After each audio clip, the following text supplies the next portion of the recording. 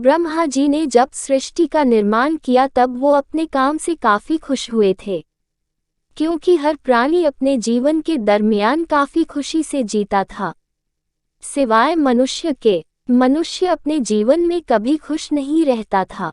ब्रह्मा जी ने उसके लिए जीवन में अनगिनत खुशियां दी थी, फिर भी मनुष्य उन खुशियों की कद्र नहीं करता था।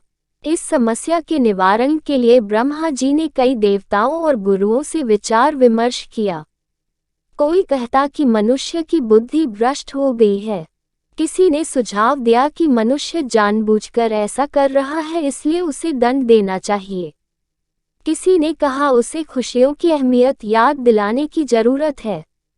यह आखिरी वाला सुझाव ब्रह्मा जी को काफी पसंद आया, लेकिन अब सवाल ये था कि मनुष्य को खुशियों की अहमियत का एहसास कैसे कराया जाए।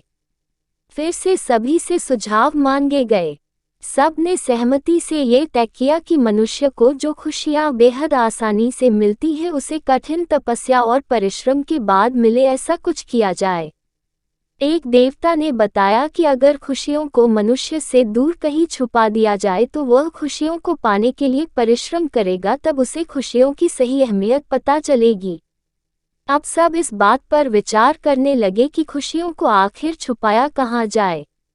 एक देवता ने ब्रह्मा जी को सुझाव दिया कि खुशियों को जमीन के अंदर दफना दिया जाए। ब्रह्मा जी ने कहा कि मनुष्य बहुत ही चतुर है, वह जमीन खोदकर खुशियों को निकाल लेगा। दूसरे देवता ने खुशियों को समुद्र के पानी में छुपाने का सुझाव दिया। ब्रह्मा जी का कहना था कि मनुष्य गोता लगाकर उन खुशियों तक पहुंच जाएगा। आखिर ब्रह्मा जी के दिमाग में ही एक विचार आया। उन्होंने खुशियों को मनुष्य के ही अंदर छुपाने का तय किया। ब्रह्मा जी जानते थे कि मनुष्य चाहे जितना बुद्धिमान क्यों ना हो, वो खुशियों को सारी दुनिया में खोजेगा लेकिन अपने अंदर कभी नहीं झांक कर देखेगा। उस दिन से मनुष्य खुशियों की तलाश में इधर उधर भटकता रहता है। छोटी छोटी खुशियों को भूल कर अगली और बड़ी खुशी की तलाश में वर्तमान में मिल रही छोटी खुशियों को भूल जाता है।